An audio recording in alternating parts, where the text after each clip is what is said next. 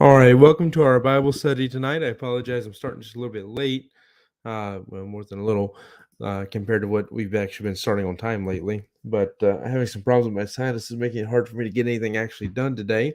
And I was trying to get the little robot voice that reads my evidences for me to cooperate, and he did not want to cooperate. As well as we did get the printer issue resolved. I forgot that we had an extra printer hidden away in storage that had belonged to Lori. We were able to get that, get it out, get it situated.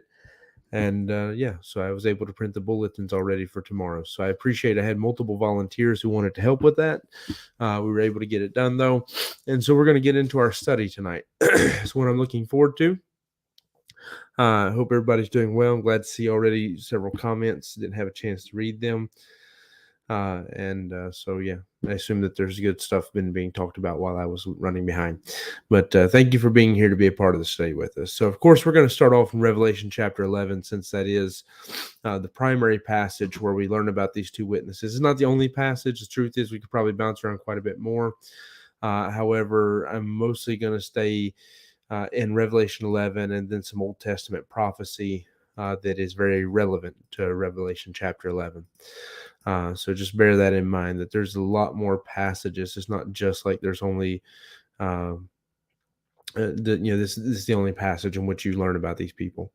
Because we this time decided to narrow our view a little bit by keeping the question specifically to this. Are the two witnesses Moses and Elijah? And I did it that way so that I don't have to get into like a deep study of the specific period in the tribulation when they are, and because there's a lot of stuff attached to them. And to be honest, it's more than I can get into one study, I think, because even tonight, I think we're going to be pushing it to get everything in. So I tried to keep it narrowed down to a specific subject, and that specific subject is that are the two witnesses Moses and Elijah. So of course, since we're asking the question, I'll give you my hypothesis up front. If you're not familiar with the format, I will spend the rest of this study trying to explain to you scientifically, biblically, logically, why I've come to this conclusion. Of course, the biblically is the main emphasis, but I treat this almost as a science experiment wherein we come up with there's a question, and hypothesis is given. We give the evidences and explain, through the Bible why we believe this, and then in the end, you're invited to give your grade as to whether you were convinced or not. So, with that in mind, the answer I will be giving up front is that I do believe, yes, there are two possible ways in which you can interpret the passage, and I'll show you why both of them are, to be honest, acceptable, and I'll show you why I believe that they are actually Moses and Elijah, not just somebody coming in the spirit or power like John the Baptist did. Now, I will actually defend if somebody leans towards just spirit and power, not actually Moses and Elijah. And I'll defend that because I do see biblically, I could very easily make that argument. It's one of those things I was hoping that I could come with a definitive yes or no on this. And I'll be honest, even for myself, I could still defend, even though I lean one direction, I could defend the other one just as well. So this is one of those places, if you disagree with me, don't worry. You're going to agree with most of what I say, even if you think they just come in the spirit and power. It's just going to be as we get closer to the end, maybe there'll be a few points that you disagree on. But we'll see as we go through it. Hopefully I'm able to help you understand a little better. Let's read about them, and then I'll address a few things. So Revelation 11, verse 3 says, "And I will give power unto my two witnesses, and they shall prophesy 1,260 days, clothed in sackcloth. These are the two olive trees and the two candlesticks standing before the God of the earth. And if any man will hurt them, fire proceedeth out of their mouth, and devoureth their enemies. And if any man will hurt them, he must in this manner be killed. These have the power to shut heaven, that it rain not in the days of their prophecy, and have power over waters to turn them to blood, and to smite the earth with all plagues as often as they will. And when they shall have finished their testimony, the beast that ascendeth out of the bottomless pit shall make war against them, and shall overcome them and kill them. And their dead bodies shall lie in the streets of the great city, which spiritually is called Sodom and Egypt, where also the Lord was crucified. And they of the people and kindreds and tongues and nations shall see their dead bodies 3 days and a half, and shall not suffer their dead bodies to be put in graves. And they that dwell upon the earth shall rejoice over them and make merry, and shall send gifts one to another, because these two prophets tormented them that dwelt on the earth. And after 3 days and a half, the spirit of life from God entered into them, and they stood upon their feet, and great fear fell upon them which saw them. And they heard a great voice from heaven saying unto them, Come up hither. And they ascended up to heaven in a cloud, and their enemies beheld them. And the same hour there was a great earthquake, and the 10th part of the city fell. And in the earthquake were slain of men 7,000, and the remnant were affrighted, and gave glory to God of heaven, glory to the God of heaven. So, if you're not familiar with these characters and what's going on in the story, let me give you a quick run through of them. That I believe, because of the fact that we're given the exact number of days that they will prophesy, and it's 360, which prophetic years is exactly, or I'm sorry, based off of 360 days of prophetic years, it's exactly 3.5 years. I believe that they'll have to be doing this in the first 3.5 years. It also makes sense to me in the timeline of the tribulation that the Antichrist is going to come in and kill them at the same time that he's coming into Jerusalem and going to go offer the sacrifice there in the temple and declare himself to be God and so forth. It just makes sense that it all lines up, and that's also when he really begins his persecution of the Jews who won't follow him. I'm not going to definitely not argue that tonight. I mean, if I'm teaching a lesson on that, I might argue a little more on that if somebody disagrees. But for tonight, you're welcome to lean whichever way you want on whether it's the first 3.5 or last 3.5. However, I'll note this: if it's the last 3.5, that whole thing of them making men everywhere and afraid when they raise from the dead 3.5 days later doesn't really make much sense, since God specifically notes that it's exactly the number of days necessary to fill out 3.5 years. Whereas if it's the first 3.5 and then 3.5 days into the Great Tribulation, they rise up, that makes more sense. Their effect on the world is so profound that when they die, people rejoice. People are excited. They praise the Antichrist for killing them. Because they even send gifts to people and celebrate because they hate these preachers. So their message is something that the world despises. They hate this. So that, of course, we know they're pointing people to Christ, and this is in the period of the tribulation when people hate that. So that shouldn't surprise us either. So as we are looking at them, they come in, they preach. They're going to preach for 3.5 years. There's some notable characteristics we're going to get into in a moment. They're going to be killed. They're going to raise from the dead. They're going to ascend to heaven. Earthquake's going to happen, and the portion of Israel that's left surviving this earthquake, that remnant that's described, is going to fear God. And we know, based off other prophecies, they're going to turn to God in that period. So now, saying all of that, let's get into the actual subject tonight. Are they Moses and Elijah? Now, let me throw this out up front. If you, for some reason, believe that they're Moses and Enoch, I'm just going to be honest with you. You don't have a good Bible reason to believe that. Unless you have something that nobody has ever said that I've ever heard in all the commentaries and multiple college courses and books and all that I've read on this. Maybe you've got something that nobody else has. But as far as I'm aware, I've never got a good Bible reason why anybody believes that. It really just comes down to a few little things about Enoch that are taken out of context or completely misunderstood. And to be honest, it's mostly around the idea of Elijah being called up into the air and Enoch being a was not. Whereas in reality, there are multiple Old Testament prophecies that point to Moses and Elijah, so that this does have to be either someone coming in the spirit and power of Moses and Elijah, or it has to be literally Moses and Elijah. Now, the thing that I see up front is we have to look at what this tells us about them and what Old Testament prophecy tells us about them. And then we can start making an opinion of whether it's in the spirit and power or literally them. And so for this, let's go ahead and look at our passage. We'll take it verse by verse for a little bit and try to break it down. So verse number 4 says, "These are the 2 olive trees and the 2 candlesticks standing before the God of the earth." So, of course, proper Bible study would be to look at that and see when other When other point in the Bible is God talking about two candlesticks or two olive trees? Now, the olive trees is a very specific reference to a prophecy that is very clear. We'll go to it in just a moment, Zechariah. Candlesticks, you could debate a little bit, but there is a precedent already set in the book of Revelation as to what the candlestick should represent. And I'm going to say this because there is potential for confusion, because in the prophecy about the two olive trees, there is a candle mentioned that has 7 branches and a bowl, but that is very much something we already know what it is, and it's definitely not them. And so we'll get into that as well as we go back into the prophecy in Zechariah in a moment. But as far as just individual candlesticks, not a something like a menorah type thing, or I think I'm using the right word for that, wherein you have the branches coming out of, in this case, 7 branches as opposed to the 6. But as you have this thing where you have 7 branches coming and each one having a bulb, if you've actually paid attention when studying the decorations of the temple and the tabernacle and so forth, there was an object like that there. All of those things have a heavenly equivalent, and so we'll get into that in a moment. But as far as a candlestick all by itself, they're in Revelation. There already is, he's referencing something from the book we're reading.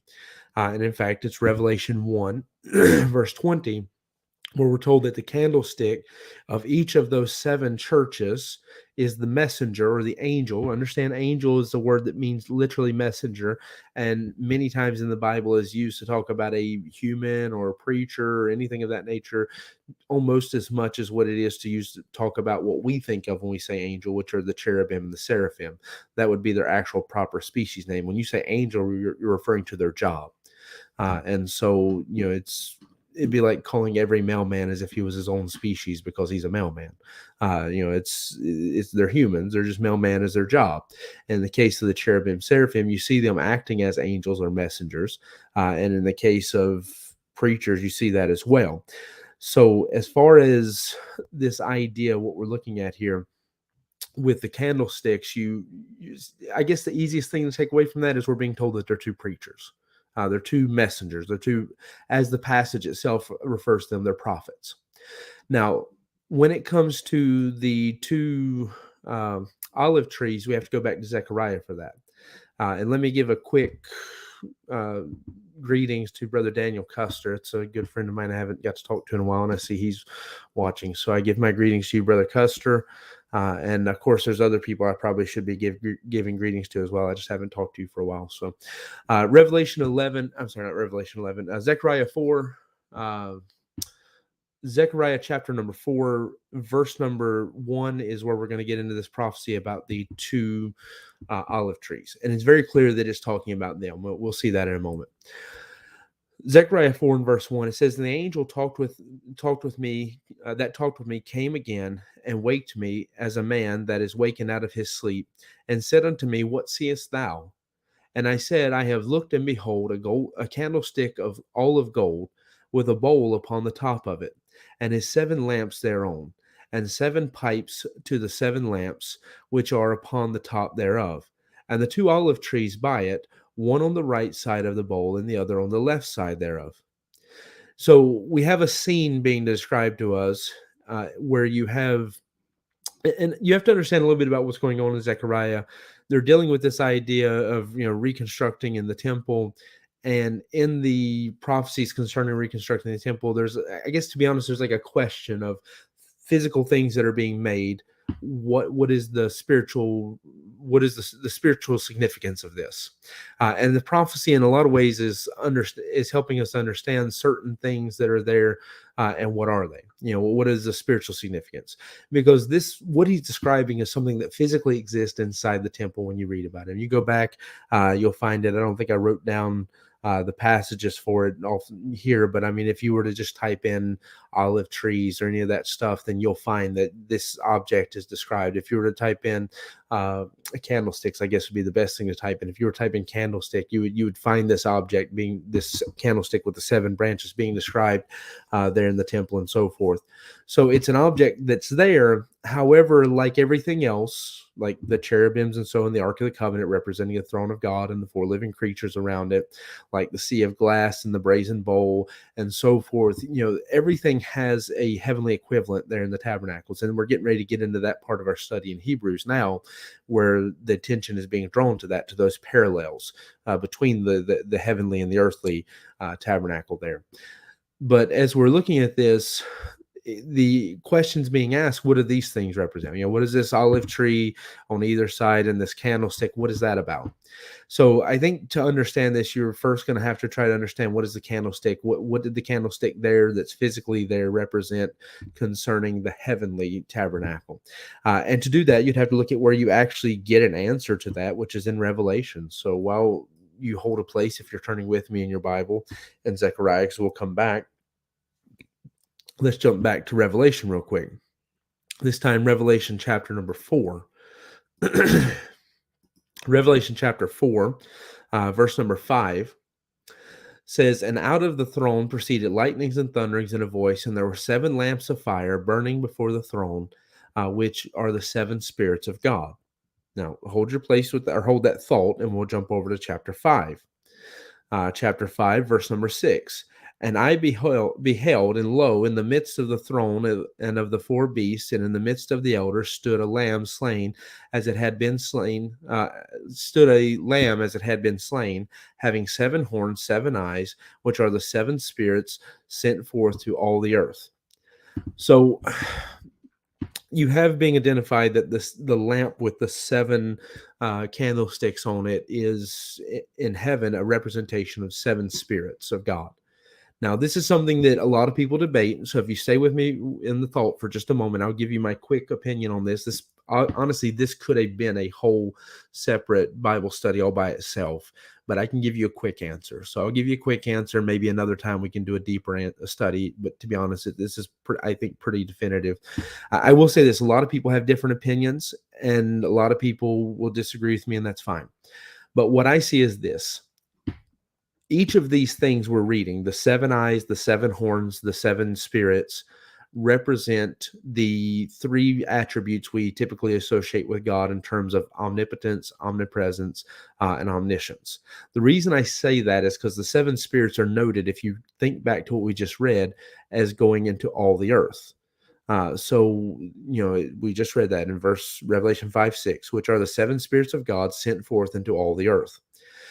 Now, the thing that I'll note is, and this is where a deeper study would profit, because I actually have quite a bit of notes on this, is that when you look at the eyes of God and the presence of God, they're very much linked and associated throughout the Bible. And the same thing with his omniscience and his omnipresence, they're very much linked and associated throughout the Bible. That because God is not limited to space or time, but he exists throughout all time and throughout all space, so that he inhabits eternity. He sees and knows all from the end, from the beginning, and so forth, so that God's omniscient, knowing where things are going to go, knowing what's going on. Nothing is hid from him. David says, "Can I go to hell? Can I go here? Can I go there and escape from your presence?" No. And because you cannot escape from his presence, you can't escape from his knowledge, and so forth. There's a link between the two. I'm not saying one is entirely dependent upon the other, but there's a link between them, that God connects those 2 ideas. When it comes to the horns, I think that I have a good verse to show you that is definitely a reference to his omnipotence, to his power to move and shape the earth according to his will. And that would be Deuteronomy 33, verse 17. So Deuteronomy 33 and verse 17, speaking about God, says his horns are like the unicorns. With them he shall push the nations as he will. And so he's explaining that God, through his horns, or his power, which you understand, horns throughout Revelation and other places tend to represent authorities, powers, kings, and so forth. So it's not a stretch to say that it represents God's power and his rule over kings and all this stuff. So God pushing these things as he will, he uses his horns, this representation, because the 7 represents complete or perfect. That's why I feel like it's a representation of omnipotence. It's not a limited power. It's complete and perfect power. The 7 eyes represent omniscience. He sees all the earth, and you have so much about that in the Bible. That's the easiest one to define, because the Bible says so much about it. That he sees all the things, the end from the beginning, and all the earth, and so forth, so that it's not just a partial wisdom or knowing. It's an omniscience. And then also when it comes to his presence, God is all present. There's nowhere you can escape from his presence. And so that's what you get with the seven spirits. So there's a lot of debate. I know a lot. I know most of the other answers people give is what they believe the seven spirits represent. But I'm trying to rush through it because that's not actually my lesson. It's just relevant to understanding what we're getting ready to look at in Zechariah. That the candlestick in Zechariah and the one that's there in the temple, tabernacle, so forth, does not represent what a lot of people tend to think. Because even, for example, uh, Matthew Henry, I think he believes it represents the church. And there's a lot of problems I could raise with that. I just don't really, I don't find a way to even begin to reconcile that with what the Bible would have it to be. Because if it was alone, if there was just a candlestick, and then in heaven you didn't have have something that is you're told the candlestick represents, which we're told it represents the seven spirits. It is the seven spirits. Then you could probably try to say it's the church, but then you're saying the church is the seven spirits and so forth. So that's why I said it has to work. It has to, all the pieces of the puzzle have to fit. And so for a man as intelligent as he was, I think he definitely missed the ball on that one. But anyways, I think what we're seeing is that it has to represent some facet of who God is when we talk about the candlesticks, the spirits, and the horns, because they're definitely associated with God. It says Jesus as the Lamb has the seven horns, has the seven eyes, and the seven spirits. We're told in Revelation 4 that the seven spirits are the lamp with the seven branches on it, and so forth. So what I'm saying through all of that is I believe it has to represent something about the power of God and so forth. When we talk about those things, specifically the seven spirits representing God's presence, his omnipresence. And so what that would then mean when we're talking about these two olive trees is that one is on the right side of this thing that represents the presence of God, and the other is on the left side of the thing that represents the presence of God. And if we continue reading, I think the context directly says that, because it says in verse 14 that they stand by the Lord of the whole earth. So I think that that's exactly, I guess there's a shorter way to show you that, but I wanted you to see it in terms of how the Bible defines these things, how the prophecy sets it, instead of just trying to force you to see it. So let me read that latter part of Zechariah 4, because I said I would do that. Verse 12 through verse 14. It says, "And I answered again and said unto him, What be these two olive branches, which through the golden pipes empty the golden oil out of themselves? And he answered and said, Knowest thou not what these be? And I said, No, my Lord. Then said he, These are the two anointed ones that stand by the Lord of the whole earth." Which brings us to our first clue as to who they are, and that is that they are two anointed candlesticks or preachers. So two anointed messengers who stand before the Lord of the whole earth. Now, here's why I did the hard work of trying to show you that it matters how you interpret what is what. At the time of that prophecy, he's saying these two messengers stand before God in heaven, because the olive branch and the candlestick in the temple are only representatives of what's going on in heaven. So the people he's talking about would have to be people who at this point have gone on to heaven. That's going to be one of my main points as to why I believe it's actually Moses and Elijah, not just someone coming in the spirit and power of Moses and Elijah, because of the fact that he's saying these are people who at the time of the prophecy, and the reason why these things are in the temple and tabernacle and so forth are because they're representing the fact that these two people stand before God in heaven. And so you could work around that. If you want to still try to fit it the other way, you can make it fit, I guess. But the easiest answer, the one that goes most clear, I think, with what the Bible's teaching up to this point, is that they are standing before God in heaven as we speak, to be honest. That it's not until they come down to preach that something is going to change. Now, going back to our text of Revelation 11, verse let's see, verse number 5 this time. I said we go verse by verse. So verse 5 and verse 6. "Then the angel that talked with me answered and said unto me, Knowest thou not what these be?" I'm sorry, I'm still in Zechariah. I didn't switch my passage here. Revelation 11, verse number 5 and 6. And if any man will hurt them, fire proceedeth out of their mouth and devoureth their enemies. And if any man will hurt them, he must in this manner be killed. So I'm going to admit that one doesn't seem to be as much a clue as just a description of something that they do. However, the other thing that they do, which is in verse 6, seems to be more of a clue as to who they are. And it says this: these have power to shut heaven, that it rain not in the days of their prophecy, and have power over waters to turn them to blood, and to smite the earth with all plagues as often as they will. So, one thing you just have to notice up front about them is the fact that they very much have miracles that associate them to Moses and Elijah.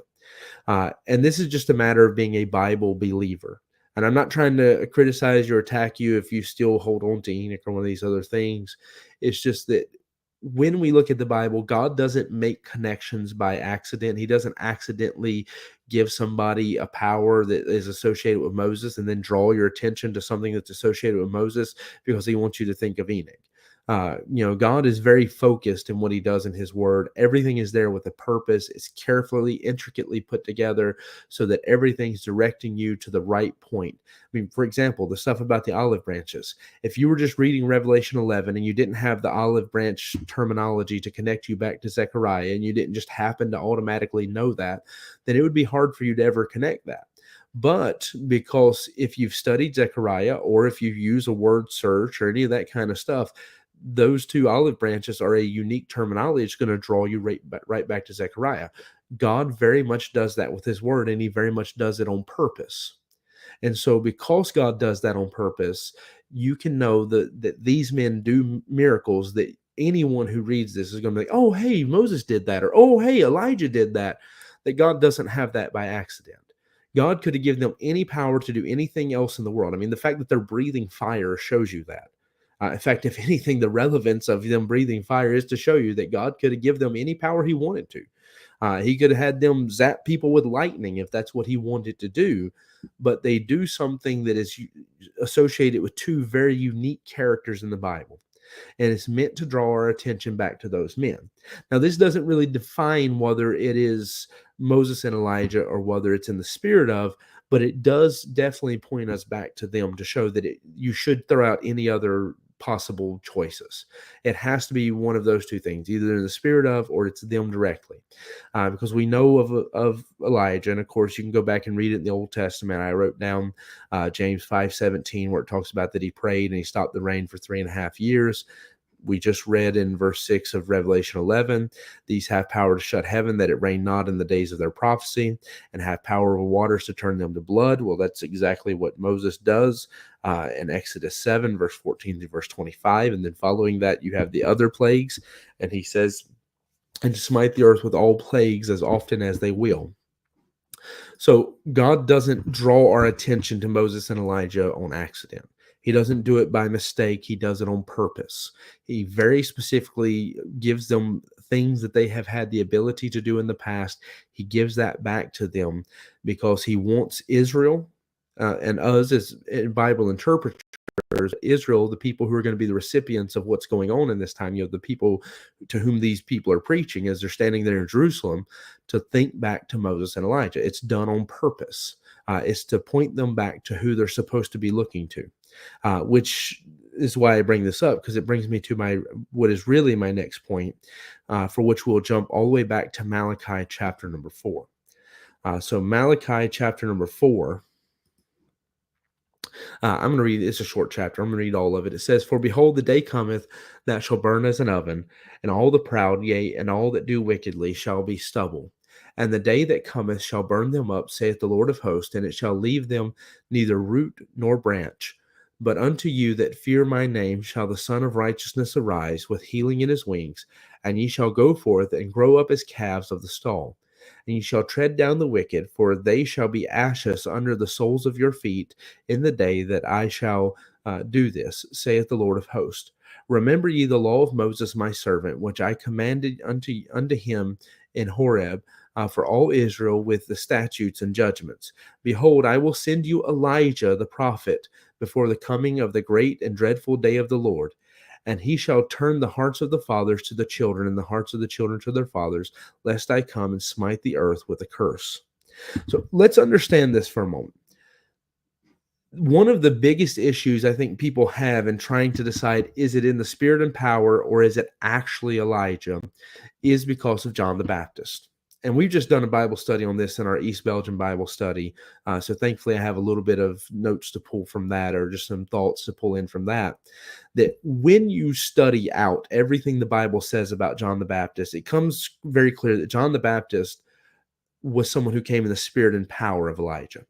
And the reason you can come to that conclusion is because literally when the angel comes to his parents and tells him, that's what he tells them, is he's going to come in the spirit and power of Elijah. I'll read it to you in Luke 1:17. Luke chapter 1 and verse number 17 says, "And he shall go before him in the spirit and power of Elias, to turn the hearts of the fathers to the children, and the disobedient to the wisdom of the just, to make ready a people for the Lord." Now, the reason why there's controversy about this is because there's several statements that Jesus makes that, if misunderstood, would lead you to believe that John is actually Elijah, like the Elijah from the Old Testament, not a type or picture of Elijah. However, if you read what was just said, it's he'll go before him in the spirit and power of Elijah. Not that he is Elijah, but he's going forward in the spirit and power. Now, I will give you one of those verses that people often cling to and like, okay, he's actually Elijah. And I'm sorry, it looks like I didn't write that down, but I would think it's probably in Matthew 17 after the Mount of Transfiguration, I would guess. But when you look at the prophecies concerning Elijah and John the Baptist, and you look at the statements that are being made, one is that in Malachi, you actually have the prophecy of John the Baptist outside of the prophecy of Elijah. So Elijah is Malachi chapter 4, and we're told that he's going to come before the great and dreadful day of the Lord. The prophecy that is John the Baptist, and it's one that the Bible says it in a way where there can be no mistake, is actually Malachi chapter number 3 and verse number 1. "Behold, I will send my messenger, and he will prepare the way before me, and the Lord whom ye seek shall suddenly come to his temple, even the messenger of the covenant whom ye delight in. Behold, he shall come, saith the Lord of hosts." So the messenger who's going to come and make straight the way of the Lord is Malachi 3, also Isaiah, where it says the voice crying in the wilderness. John specifically says that's who he is. He's the voice crying in the wilderness, make ye straight the way of the Lord. So there is Old Testament prophecy concerning John the Baptist and his coming, but it's not to be mistaken for Malachi chapter 4. Now, because I did something dumb and I didn't write down some of these notes, let me run you through these thoughts quickly. The problem is that Jesus, for at one point, says that if you had been willing, this could have been John. This could have been Elijah to you. And what he's saying to the Pharisees at that point is that they're criticizing him because they say, well, the Messiah is going to do great miracles and open the eyes of the blind. He's going to take away the kingdoms and all this stuff. And he's going to be preceded by Elijah. And Jesus says, well, if you actually really believed that, then you would believe that John was Elijah, and you would see me opening the eyes of the blind, and you would believe that I'm the Messiah. You don't really believe that. And so he's not actually saying that he is Elijah. He's saying that if you really believed it, then you would have thought that this was Elijah. This is who he would have been to you. The other one is, and this is one of the more important, that's why I regret that I don't have this, and maybe I can find it real quick, but is when he says that Elias. This is the one that, if you don't pay close attention, would seem to say that it is that he is Elijah. This is the one that you have to pay attention, because one word can make all the difference. One word it is Matthew 17, like I thought. One word can change everything about a passage. And it says, and his disciples asked him, saying, why then shall the scribes and Elias must... I'm just realizing I think I did write it down. It's just in my notes for another portion of what I wanted to talk about. Okay, so Matthew 17, verse 10, his disciples asked him, why then say the scribes that Elias must first come? And Jesus answered and said unto them, Elias truly shall first come and restore all things. But I say unto you that, and you notice if you have your King James Bible out in front of you, that is capitalized. That Elias is come already, and they knew him not, but have done unto him whatsoever they listed. Likewise shall also the Son of Man suffer of them. Then the disciples understood that he spake of John the Baptist. But you notice that he's saying that there are two different Elijahs by saying that Elijah. So he's saying this is not the Elijah, this is that Elijah, that type of Elijah, that one who's coming as an Elijah. So Jesus doesn't say that he's actually Elijah. He's saying that he is a Elijah by saying that one instead of saying the. There's a difference between that one and the. When you say that one, you're indicating that there's more than one. If you say a Elijah, you're indicating that there's more than one. If he had said the, or if he had just said Elijah, then it would have meant he was the actual Elijah. The fact that he says that Elijah indicates that there's more than one Elijah in this. And he's saying, that one came already, and they did what they wanted to him. And just like they killed him, they're also going to kill the Son of Man. So my point is that there's actually a very simple answer to this when you study it through. And really, it's just a matter of reading the Bible as it is and paying attention to what it's saying instead of trying to read stuff into it. And when you do that, you'll come to the conclusion that we should have reached easily, because reincarnation is not in the Bible. And John the Baptist, we know his story. We know what he was like in the womb all the way to his adulthood and his death.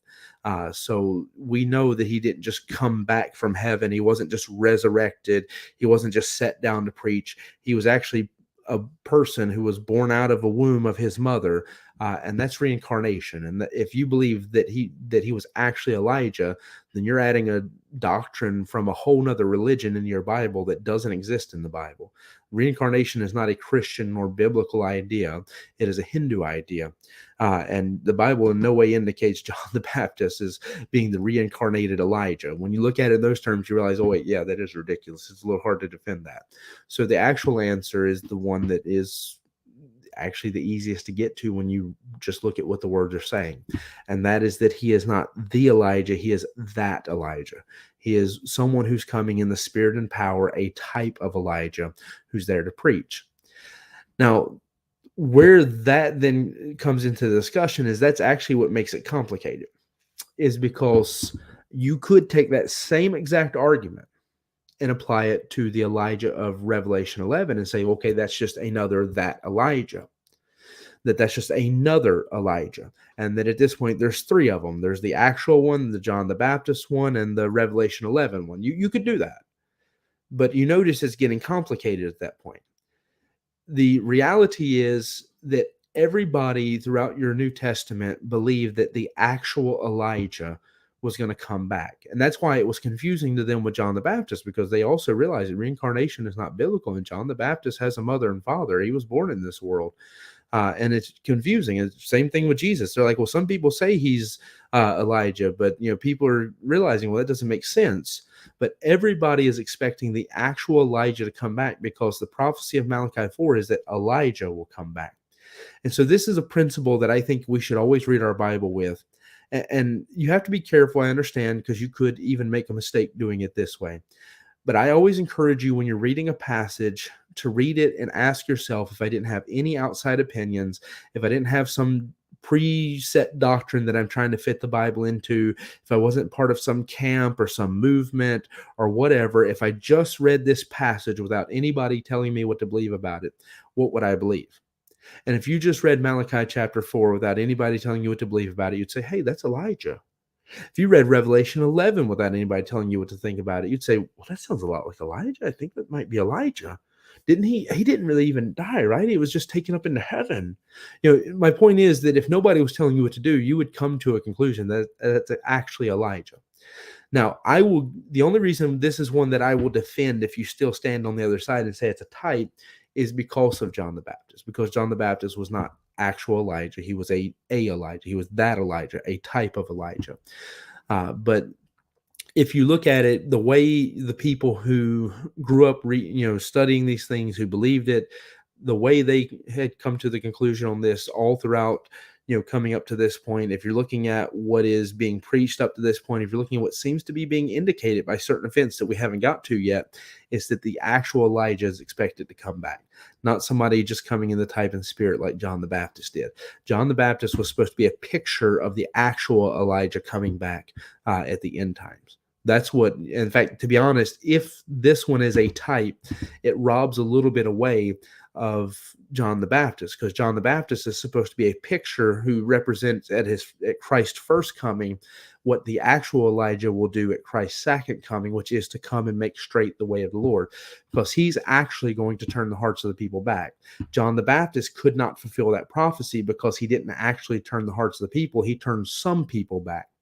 The actual Elijah is said to come back and truly make straight, actually turn the hearts of the people back to God, that Israel's going to turn back to God because of him. So John the Baptist couldn't even fulfill the prophecy concerning who Elijah is. He's supposed to be a picture or a representation of what's going to happen when the real Elijah comes back.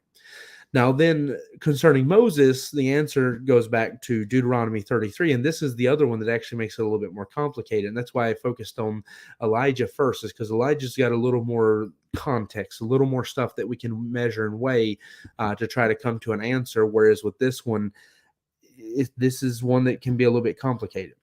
So, because it would actually seem on the surface as if he's saying it's not the actual Moses, it's somebody like Moses. And that's why you have to come to a conclusion about what you believe first and then come into this passage.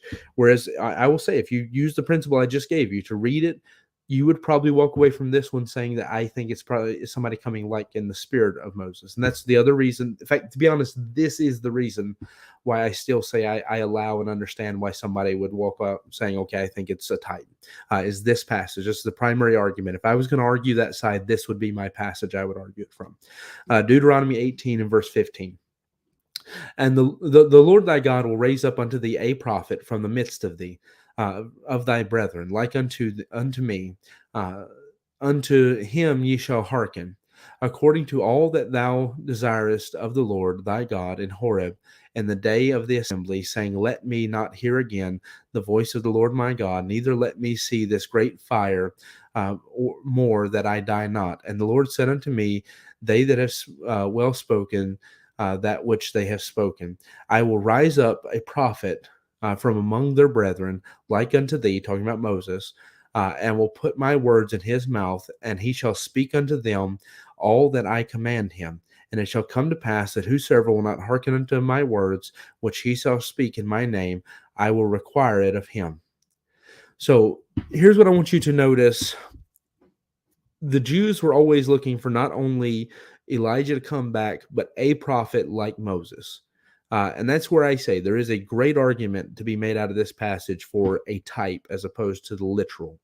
I still feel that it doesn't negate the literal because of the fact that you see all the stuff with John the Baptist, that doesn't negate the literal. Instead, it only strengthens it. And so the language could very easily negate it, but I don't feel personally. My conviction after having studied this through is I still believe it to be Moses, because the other one is Elijah, and it makes sense that if the other one's Elijah, that it would actually be Moses based off of some other stuff, because I'm not done yet. I mean, if this was the end of my argument, I don't think I would have convinced you of anything.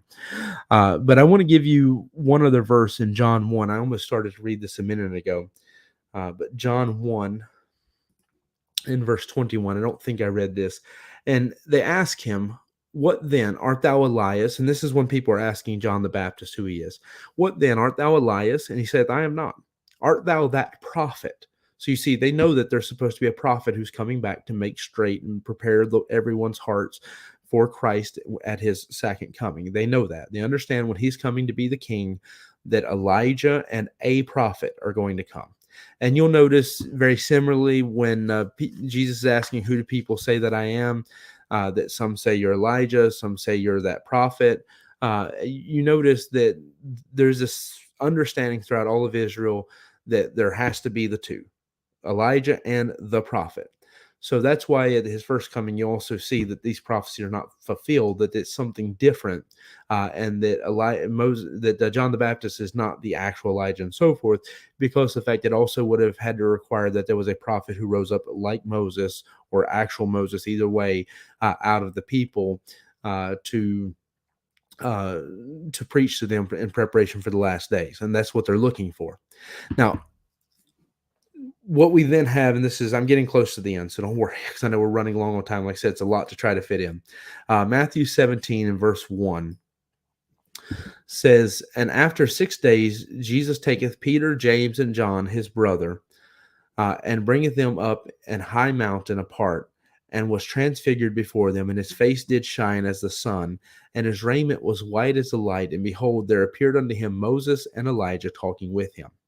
So Moses and Elijah coming back and being significant is one seems to be what's prophesied throughout the Old Testament. Like I say, Moses is a little more difficult, but Elijah seems to be pretty straight that it's prophesied that he's coming back.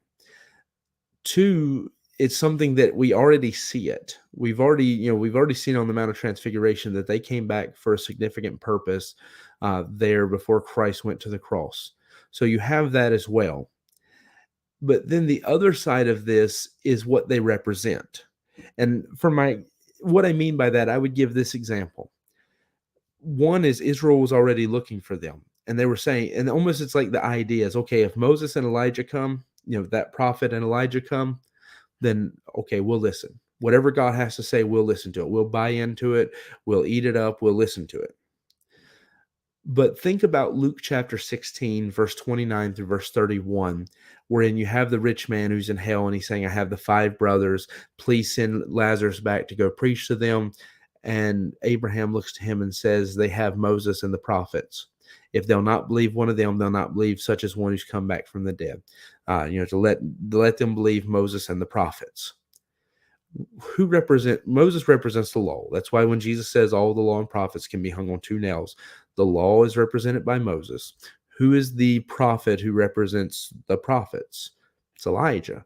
Well, what is that? That's your Old Testament. Your Old Testament is typically broken down into those 2 statements, the law and the prophets, Moses and Elijah. Moses being the chief in terms of representing the law, Elijah being the chief in terms of representing the prophets.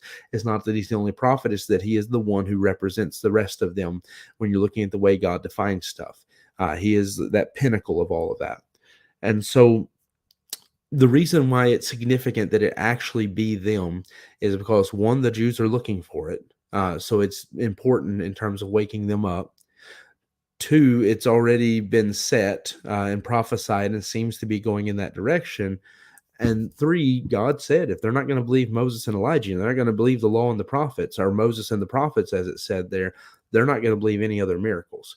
They need to be turned by believing Moses and the prophets. And who's going to represent the prophets better than Elijah? And he's the one that's least debatable about who's there preaching anyways. So there's not really any room to argue him. You'd be easier to argue that Moses is not there. But that statement shows us that Moses and Elijah are necessary into turning back the hearts of the Jews and helping to wake them up. So my evidences then would be this, that when considering who they are, those 2 olive branches have to be 2 anointed preachers or prophets who have stood in the presence of God in heaven. Because the physical things that were in the temple or tabernacle are representations of what's in heaven. And we're told that the olive branches there represent the actual people standing before God in heaven.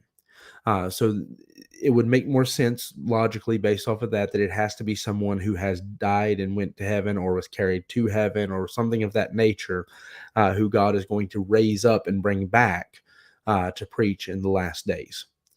So it would make more sense based off of that it's a person who's in heaven right now as opposed to someone who has yet to be born, which is what it would be if it's somebody coming in spirit and power like John the Baptist did. 2, we know it has to be them, or at least somebody connected to them, because of the miracles and the things that are showing there to point us to them. God points us to Moses and Elijah over and over again when it comes to these 2 witnesses. He doesn't point us to anybody but them, really.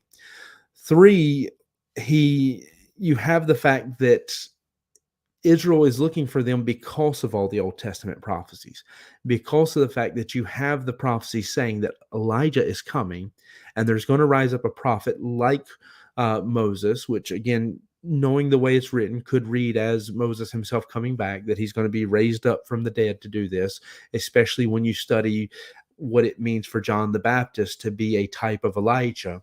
When you look at that and study that through, you'll see that it very much fits for it to be Moses. I do understand if that passage is your hang up and keeps you on the type or figure. I'm not going to be upset about that. but you do see that the language, the study, seeing how God uses and talks about these things, that it very much fits for it to be the actual Moses and the actual Elijah. And then four, the significance of what they mean to Israel. That these are the things that God says, if they'll come and preach to Israel, then Israel's hearts will be turned, or can't. This is what's necessary to turn them back. The miracles and stuff are not going to turn them in the way that Moses and Elijah would. That he says before his coming, Moses and Elijah are going to come and preach, and that the people's hearts will be turned then. That even John the Baptist was just a picture of how this is going to look when Moses and Elijah actually come and do it. So my evidences then are that, and I leave you at that point to give your vote, your opinion on it, because that's what we do with Unique Insights in Bible Prophecy. Is you get to give us a grade to see whether we actually convinced you or not. And so the grading system is like this: if you were convinced, leave a comment, tell us that you were that it's sound doctrine, that you see this as sound doctrine. If you see it, but let's say you're still leaning to that side of, well, I think maybe that I don't fully buy into it actually being them. I still lean a little bit in another direction. Then you can put almost persuaded. If you're just not really sure, you're on the fence, and you're not convinced in any direction of what I'm saying, then put unsure. And then if you disagree with me, you still hold strong to another idea about this, then comment with unconvinced. If I didn't convince you, you're unconvinced. If you're unsure, you're unsure. And if you're almost there, like you see it, but you're just not really willing to bite into it, you're almost persuaded. And if you agree, then leave us a comment of sound doctrine. But I encourage everybody to leave their grade for this. That's the way I like for this to be done. That way you have a chance to contribute and be a part of this. I also encourage you, if you have questions about prophecy, please be sure to leave those, because it will help me. It'll help me to actually answer questions you want to know. Because yes, I love going in and doing studies like these and deep dives into certain things that we know very well, but it helps me when I know what you want to know about prophecy. So if you have questions about prophecy, leave those in the comments. Also, if you've enjoyed the study, leave amen in the comments too. Go ahead and fill up my comments now. Give the grades, give all that stuff. I'd appreciate that. And so let me also say this, that not only would I ask you to leave the comments, but I try to get better about promoting these ministries and asking you that you subscribe, you like, you share, whatever all you can do, whatever you can click, except for unsubscribe. Go ahead and do those things. Even if you give a dislike, I don't care, because YouTube still promotes it if you dislike it. So if you would do that, I would appreciate it, as it helps the videos and the messages get out to more people. It helps to make more fruit of the time that's put into these things. And so I appreciate you being here to be part of the study with us. I hope it's been a help to you.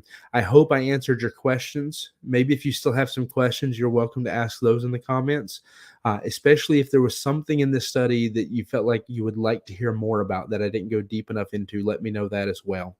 That way, again, I know next time I do one of these, which is every month I do a study in prophecy like this, I know where I need to go, what I need to cover more. So anyways, we get ready to close this out. I hope it's been a help to you. Be sure to give me some feedback. Let me know what you want more information on and so forth. Maybe there's more you want to know about these prophets and so forth.